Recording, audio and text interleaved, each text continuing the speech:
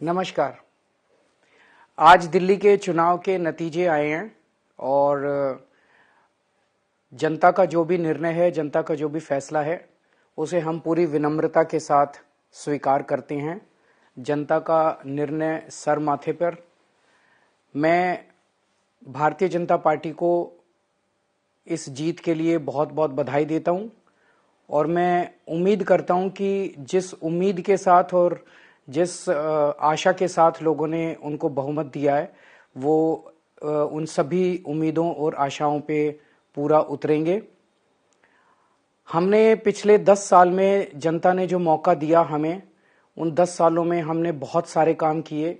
शिक्षा के क्षेत्र में, स्वास्थ्य के क्षेत्र में, पानी के क्षेत्र में, बिजली के क्षेत्र में और भी अलग अलग तरीके से लोगों को राहत पहुंचाने की कोशिश की उनकी ज़िंदगी में, और दिल्ली के इंफ्रास्ट्रक्चर को भी हमने सुधारने की कोशिश की। अब जो जनता ने हमें निर्णय दिया है, हम न केवल एक कंस्ट्रक्टिव ऑपोजिशन का रोल निभाएंगे, बल्कि हम समाज सेवा, जनता के सुख दुख में काम आना, व्यक्तिगत तौर पे जिसको भी जो ज़रूरत होगी, हम लोगों के सुख दुख में हमेशा काम आएंगे। क्योंकि हम राजनीति में कोई सत्ता के लिए नहीं आए, हम राजनीति को एक जरिया मानते हैं जिसके जरिए जनता की सेवा की जा सके, जिसके जरिए लोगों के सुख दुख में काम आया जा सके। वो काम हम करते रहेंगे और हमें आगे भी इसी तरह से जनता के सुख दुख में काम आना है।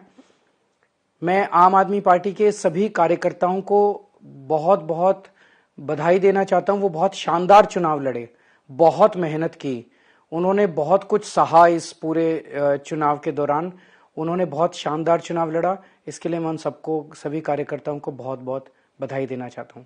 नमस्कार। नमस्कार।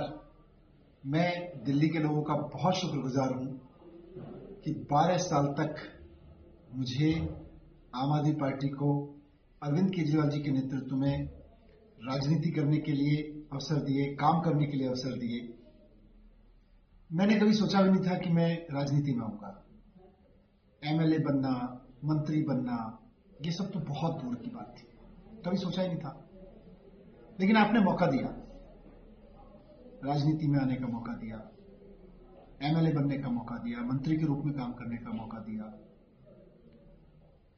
मैंने अपनी पूरी कोशिश की कि मैं दिल्ली के बच्चों के लिए कुछ कर सकूं, दिल्ली की शिक्षा के लिए कुछ कर सकूं। मुझे बहुत खुशी है कि कुछ काम हुआ है इस दौरान।